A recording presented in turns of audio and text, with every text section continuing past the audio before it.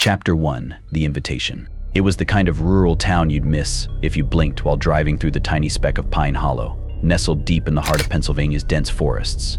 A place where everyone knew each other's name, where the air was thick with the smell of pine and damp earth, and where stories of strange happenings were whispered in hushed tones. Jenna didn't want to go back. She had left Pine Hollow as soon as she turned 18, escaping to the city where the noise drowned out the silence of the woods. But when her childhood friend, Beth, invited her to a weekend reunion in the old town, nostalgia tugged at her heartstrings. It had been years since she had seen Beth, or anyone else from that part of her life. Reluctantly, she agreed to the trip, telling herself it was just for a couple of days. When she arrived in Pine Hollow, it was like stepping back in time. The same old buildings, the same worn-out roads, and the same eerie quiet that made the hairs on the back of her neck stand up. But the strangest thing was Beth's house. It had always been large and imposing, but now it seemed almost alive with shadows that lurked in every corner, as if the years had twisted its very essence into something dark and menacing. Jenna couldn't shake the feeling that something was wrong. As she walked up the creaky front steps, she noticed that the house was in disrepair, the paint peeling and the windows clouded with dirt. The front door creaked open before she even knocked, revealing Beth standing there with a smile that didn't reach her eyes. "Jenna, I'm so glad you came," Beth exclaimed, pulling her into a hug that felt cold and distant. "Beth, it's so good to see you," Jenna replied, forcing a smile. "But are you okay?" "The house. It looks different." Beth waved off her concern. "Oh, it's just old, you know. It's been in my family for generations. Come on, let's get inside. The others are already here." As Jenna stepped into the house, the door slammed shut behind her with a heavy thud, sending a shiver down her spine. The interior was dimly lit, and the familiar scent of pine was overpowered by a musty odor that made her wrinkle her nose. She followed Beth down a narrow hallway, the wooden floorboards creaking underfoot. When they entered the living room, Jenna was met with the sight of three other familiar faces: Michael, Sarah, and Tom, all of whom had been part of their tight-knit group in high school. They were seated around a large, circular table, and the atmosphere was thick with tension. "Hey, Jenna," Michael greeted, his voice a little too loud. "It's been a while, huh?" "Yeah, it's good to see you all," Jenna replied, though the unease in her chest only grew. The conversation that followed was forced and awkward, as if they were all trying to recapture something that had long since slipped away. But there was an undercurrent of something darker, a tension that none of them acknowledged directly but was palpable nonetheless. Jenna noticed that none of them seemed to be as happy as they should have been, and she caught them exchanging uneasy glances when they thought she wasn't looking. After an hour or so, Beth stood up abruptly. "I think it's time to show you all something," she said, her voice almost too cheerful. "What is it?" Jenna asked, her curiosity piqued. "It's a surprise. Something I found recently while cleaning out the attic," Beth replied, a strange gleam in her eye. "Follow me." The group hesitated, but one by one, they rose from their seats and followed Beth up the narrow staircase. The stairs creaked loudly under their weight, and the air grew colder as they ascended. When they reached the attic door, Beth paused and turned to face them. "What you're about to see, it's something that's been in my family for a long time," Beth said, her voice low. "But I never knew it existed until recently. I think it explains a lot about Pine Hollow." Jenna's heart raced as Beth pushed open the attic door. The room beyond was dark, with only a single, flickering bulb casting weak light. The air was thick with dust, and the wooden beams creaked ominously above them. In the center of the room was an old, weathered chest, its surface covered in strange symbols that looked almost ancient. "What is this?" Tom asked, his voice barely above a whisper. Beth smiled, a chilling expression that sent a wave of fear through Jenna. "It's a family heirloom. My great-grandmother kept it hidden for years. She always said it was cursed, but I didn't believe her. Until now." "What do you mean, cursed?" Sarah asked, her eyes wide with fear. Beth didn't answer. Instead, she knelt down beside the chest and opened it. The hinges creaked, and a gust of cold air escaped from within, making Jenna shiver. Inside the chest was a collection of old, yellowed documents, a small, ornate box, and a large, cracked mirror that seemed to pulse with an unnatural energy. Jenna felt a wave of nausea as she stared into the mirror. It was as if something was staring back at her from within the glass, something ancient and malevolent. She tore her gaze away and looked at Beth, who was now holding the ornate box in her hands. "This box," Beth began, her voice trembling slightly, "contains something. Something that has been passed down through my family for generations. My great-grandmother always said it held the power to control the spirits of Pine Hollow. But it's dangerous. It's why this town has always been different." Jenna felt a chill run down her spine. "What's inside the box?" she asked, her voice barely above a whisper. Beth hesitated, then slowly opened the box. Inside was a small, intricately carved wooden figure, about the size of a hand. It was shaped like a human, but its features were twisted and grotesque, as if it had been malformed by some dark magic. "This," Beth said, holding the figure up for them to see, "is the spirit of Pine Hollow. It's said to be the embodiment of the forest itself, the keeper of the town's secrets. but it's also a curse. My great-grandmother used it to protect the town, but it came at a price. The spirits. They demand a sacrifice. Jenna's heart pounded in her chest as the words sank in. Sacrifice? What do you mean? Beth's eyes darkened. My great-grandmother made a pact with the spirits. In exchange for their protection, she had to offer them something. Someone. And it's been passed down through the generations. Every few years, someone in this town goes missing, never to be seen again. It's the price we pay for living here. A heavy silence fell over the group as the implications of Beth's words settled in. Jenna felt a wave of dread wash over her. This was more than just a creepy old story, this was real. And they were all part of it now. I don't want any part of this, Michael said, his voice shaking. We need to leave. Now. But as he turned to go, the attic door slammed shut with a loud bang, causing everyone to jump. Jenna's heart raced as she realized they were trapped. The temperature in the attic dropped suddenly, and the flickering bulb overhead went out, plunging them into darkness. Beth, what's happening? Jenna asked, her voice trembling with fear. But Beth didn't answer. Instead, she stood still, clutching the wooden figure to her chest, her eyes wide with terror. The air grew heavy with a sense of foreboding, and Jenna felt an overwhelming urge to run, to get as far away from the attic as possible. But there was nowhere to go. Suddenly, a low, guttural sound echoed through the attic, like the growl of some unseen beast. Jenna's blood ran cold as she realized the sound was coming from the mirror. She turned to face it, her heart pounding in her chest. In the dim light, she could see a shadowy figure within the glass, its form twisted and distorted. The figure's eyes glowed with a malevolent light, and its mouth was twisted into a grotesque grin. Jenna felt a wave of nausea as the figure reached out towards her, its hand pressing against the inside of the glass, as if trying to break free. Beth, what is that? Sarah screamed, her voice filled with terror.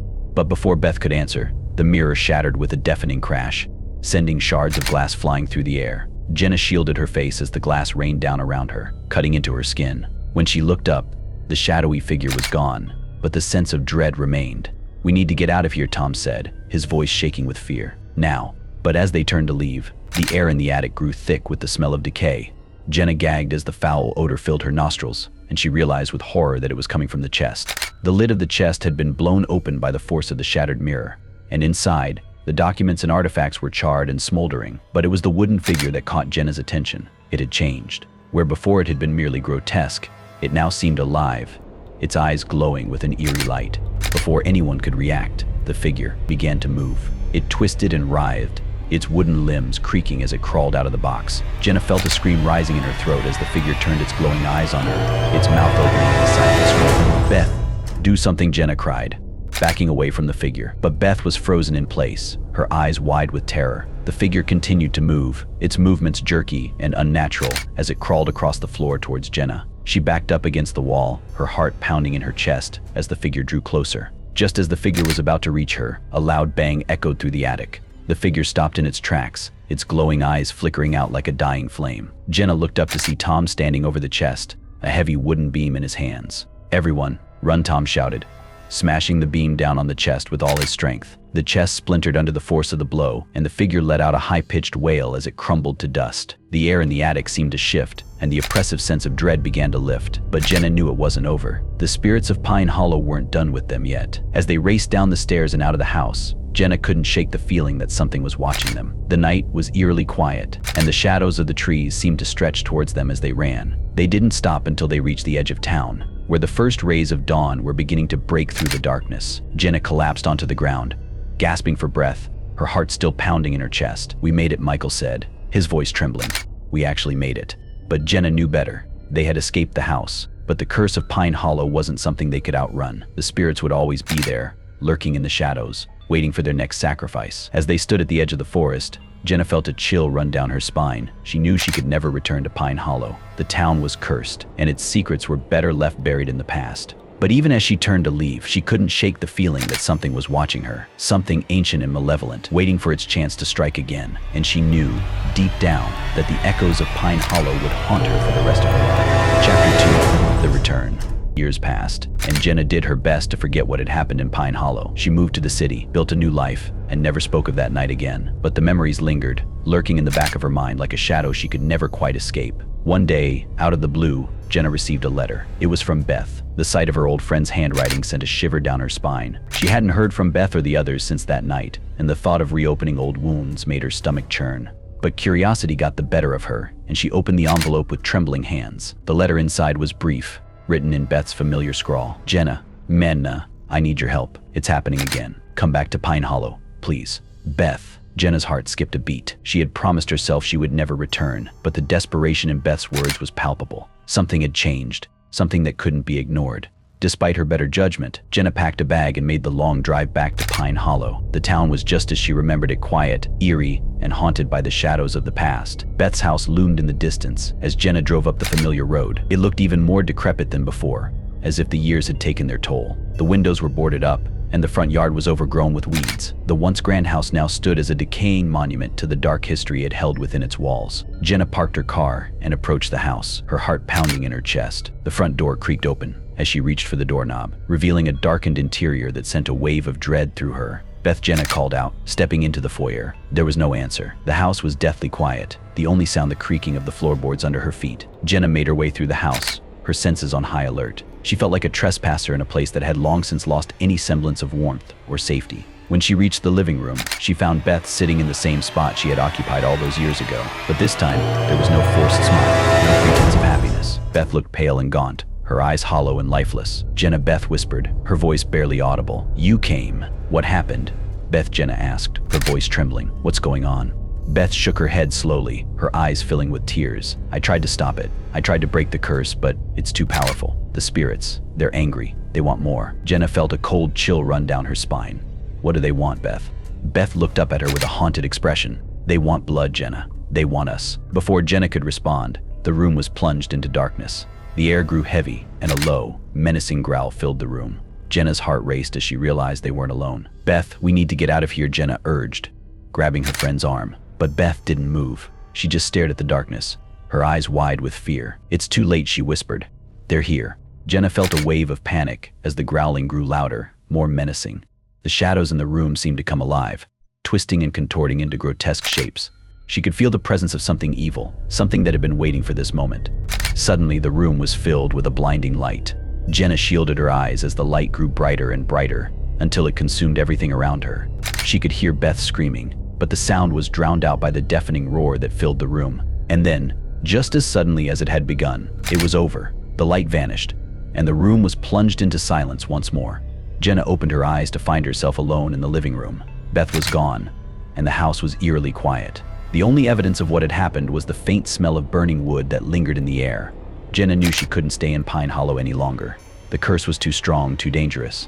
She had to leave, and this time she would never look back.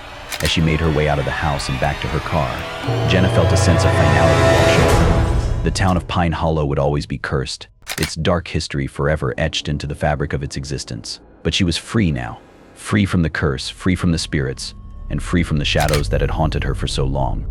Or so she thought. As Jenna drove away from Pine Hollow for the last time, she couldn't shake the feeling that something was watching her, something ancient and malevolent, waiting for its chance to strike again.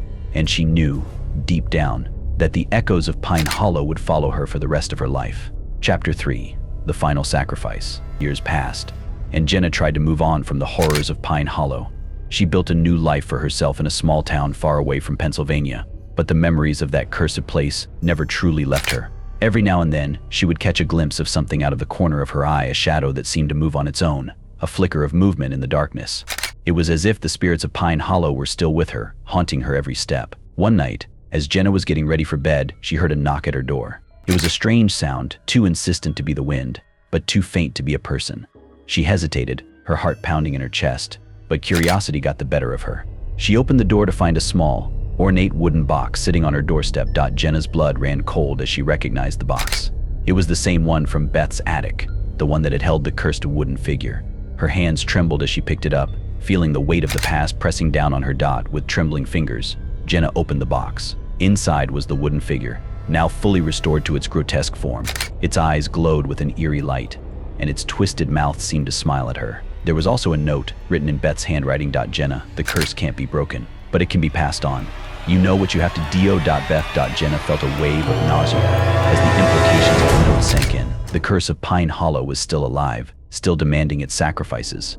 And now, it was her turn to pass it on. But she couldn't do it. She couldn't condemn someone else to the same fate she had escaped. Jenna knew that the only way to truly be free was to end it once and for all. With a sense of finality, Jenna took the wooden figure and the box outside. She doused them in gasoline and set them on fire, watching as the flames consumed the cursed objects. The fire burned hot and bright, casting long shadows across the ground. As the last remnants of the box and figure turned to ash, Jenna felt a strange sense of peace wash over her. The curse was finally broken. She was free. But as she turned to go back inside, she caught a glimpse of something in the shadows, a pair of glowing eyes, watching her from the darkness. Jenna knew then that the curse was never truly gone. It would always be there, lurking in the shadows, waiting for its next victim. And as she walked back into her house, Jenna couldn't shake the feeling that Pine Hollow would always be a part of her. No matter how far she ran, the echoes of Pine Hollow would follow her to the end of her days, a constant reminder of the darkness that had once consumed her life. And she knew, deep down, that the spirits of Pine Hollow were still waiting for their final sacrifice. Epilogue: The Legacy of Pine Hollow. Years after Jenna's final encounter with the curse, the town of Pine Hollow faded into obscurity. The remaining residents left, and the town was abandoned, left to decay in the shadow of the forest. But the stories of Pine Hollow lived on, whispered among those who dared to venture into the woods. Some say the town is still haunted, that the spirits of Pine Hollow still roam the empty streets, waiting for the next unfortunate soul to stumble upon their domain. Others believe the curse was broken when Jenna destroyed the wooden figure, that the spirits were finally laid to rest, but no one knows for sure.